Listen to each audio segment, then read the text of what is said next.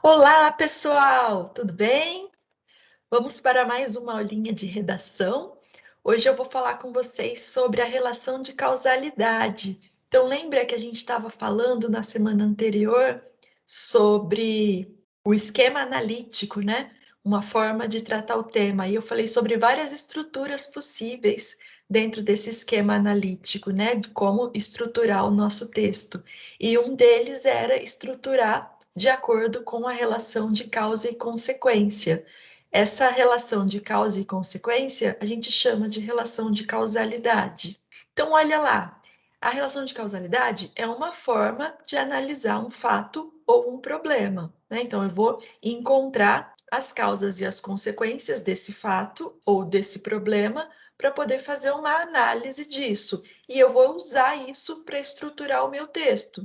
Então, vou ter lá uma introdução em que eu apresento o tema, apresento que é preciso analisar as causas e as consequências, depois eu vou ter um parágrafo sobre causas, um parágrafo sobre consequências e uma conclusão, que se for no Enem, precisa ter a proposta de intervenção, né? E se for em outros vestibulares, não precisa necessariamente dar uma solução para o problema. Mas quando eu falo em causas e consequências, uma boa forma de terminar o texto, mesmo se não for no Enem, né? Propondo uma solução. Então, vamos dar um exemplo aqui dessa relação de causa e consequência. Olha lá, desemprego nos centros urbanos, surgimento das favelas. Então, se eu pegar, por exemplo, o surgimento das favelas como sendo um problema, eu posso pensar na causa desse problema, que é o desemprego nos centros urbanos, ou uma das causas, né?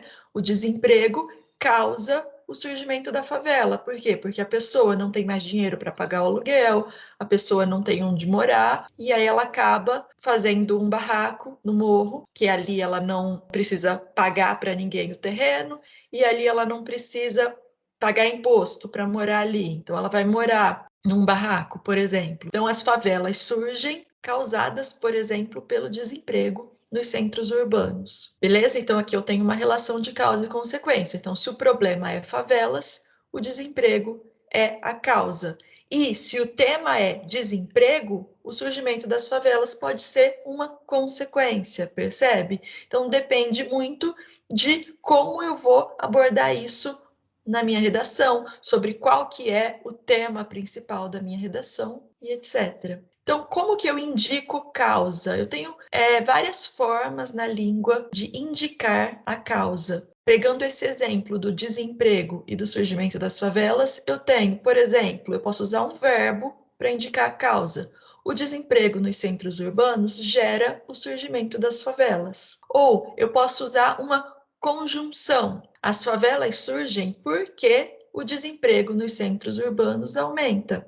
Ou eu posso usar, por exemplo, uma locução prepositiva. Por exemplo, o surgimento das favelas é decorrente do desemprego nos centros urbanos. Ou há bastante desemprego nos centros urbanos e, por isso, acabam surgindo as favelas. Então, são opções linguísticas aí de sintaxe que eu tenho para indicar a relação de causa e consequência. Então, olha lá, quando eu digo o desemprego nos centros urbanos gera, primeiro veio a causa, quando eu digo gera, vem a consequência, o surgimento das favelas. Agora, quando eu uso porque, primeiro vem a consequência. As favelas surgem porque, e aí eu vou trazer a causa depois. O desemprego nos centros urbanos aumenta, percebe?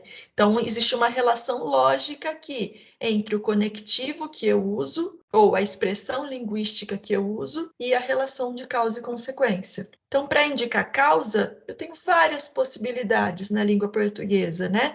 Eu posso usar substantivos como causa, motivo, razão, explicação, pretexto, base, fundamento, origem, o porquê. Eu posso usar verbos como causar, gerar, acarretar, originar, provocar, motivar, permitir. Eu posso usar locuções prepositivas como em virtude de, em razão de, por causa de, em vista de, por motivo de. Ou eu posso usar conjunções como porque, pois, por isso que, já que, visto que, uma vez que, como. Já para indicar consequência, eu também tenho outras possibilidades linguísticas, né? Como, por exemplo, o surgimento das favelas resulta, dentre outros fatores, do desemprego nos centros urbanos. As favelas surgem, sobretudo, do desemprego nos centros urbanos. Cresce o desemprego nos centros urbanos e, consequentemente,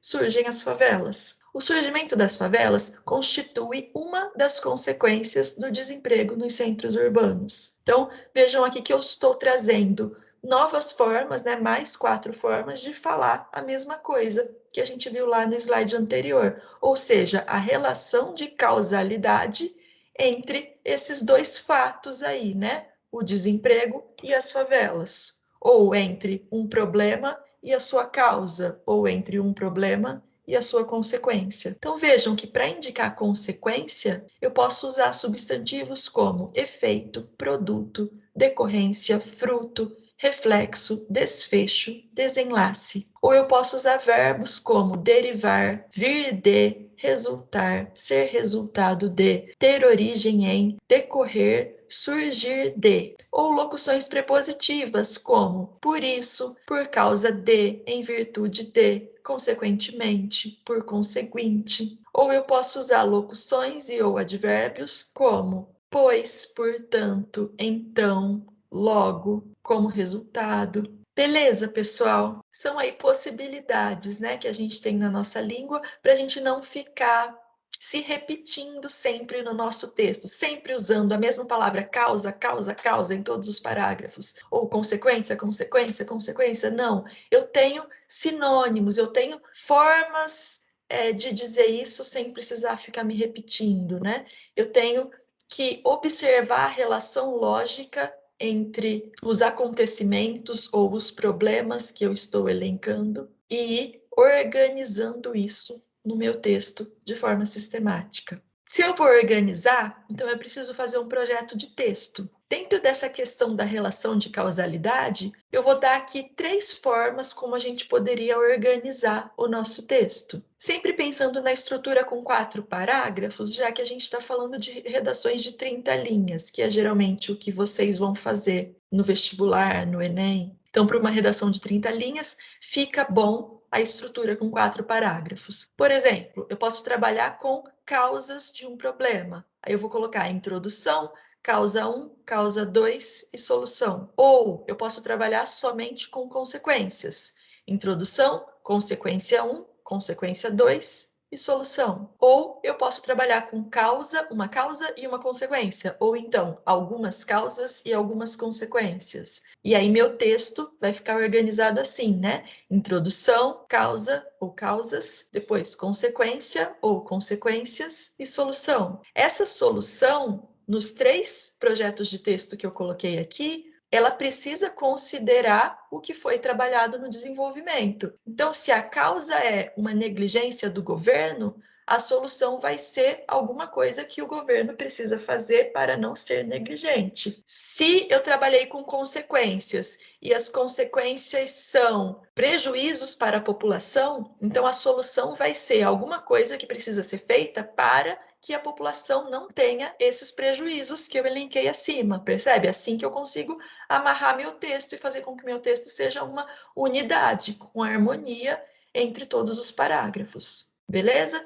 Vou dar um exemplo de uma redação nota 1000 no Enem, de uma candidata chamada Júlia Sampaio, em que ela utiliza o esquema da relação de causalidade, né? É o tema do Enem 2020, o estigma associado às doenças mentais na sociedade brasileira. Então, olha lá a introdução dela. Vamos ver qual estrutura ela vai propor aqui no primeiro parágrafo, né? Lembrando que no primeiro parágrafo, eu, como leitora, já preciso entender qual é o tratamento que vai ser dado ao tema durante o desenvolvimento. No filme estadunidense Coringa, o personagem principal, Arthur Fleck, sofre de um transtorno mental que o faz ter episódios de riso exagerado e descontrolado em público, motivo pelo qual é frequentemente atacado nas ruas. Em consonância com a realidade de Arthur está a de muitos cidadãos, já que o estigma associado às doenças mentais na sociedade brasileira ainda configura um desafio a ser sanado. Isso ocorre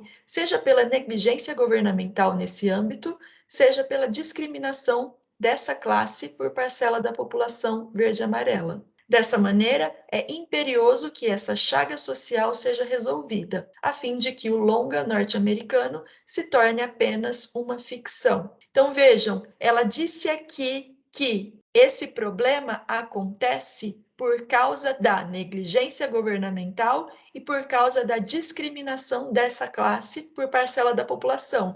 Então, ela deu duas causas do estigma associado às doenças mentais na sociedade brasileira. O que eu espero que ela vai fazer no desenvolvimento? Um parágrafo sobre negligência governamental e um parágrafo sobre discriminação dessa classe por parcela da população. E aí, ela já disse aqui para mim o que ela vai fazer na conclusão. É preciso que seja resolvida a fim de que o longa se torne apenas uma ficção, ou seja, ela vai trazer a solução para o problema no último parágrafo. Ela vai fazer a proposta de intervenção. Vamos ver se ela fez mesmo isso durante o desenvolvimento? Nessa perspectiva, acerca da lógica referente aos transtornos da mente no espectro brasileiro, é válido retomar o aspecto supracitado quanto à omissão estatal nesse caso. Ou seja, ela já está fazendo aqui um parágrafo sobre a negligência governamental. Segundo a OMS, Organização Mundial da Saúde, o Brasil é o país com maior número de casos de depressão da América Latina e, mesmo diante desse cenário alarmante, os tratamentos às doenças mentais, quando oferecidos, não são, na maioria das vezes, eficazes. Isso acontece pela falta de investimentos em centros especializados no cuidado para com essas condições. Então, veja, ela tratou da primeira causa, que ela já tinha citado lá no primeiro parágrafo, ela trouxe um dado que estava na coletânea sobre o Brasil ser o país com o maior número de casos. Então, ela está dialogando com as informações que ela encontrou na coletânea. Ela trouxe informação nova, ela trouxe repertório sociocultural produtivo lá no primeiro parágrafo, o filme Coringa, né? E até agora está se cumprindo, então, a estrutura que ela prometeu lá no início. Ela falou da negligência governamental. Vamos observar se no próximo parágrafo ela vai falar sobre a discriminação de parcela da população, né? Consequentemente, muitos portadores, sobretudo aqueles de menor renda, não são devidamente tratados, contribuindo para sua progressiva marginalização perante o corpo social. Esse contexto de inoperância das esferas de poder exemplifica a teoria das instituições zumbis, do sociólogo Zygmunt Bauman, que as descreve como presentes na sociedade, mas que não cumprem seu papel com eficácia.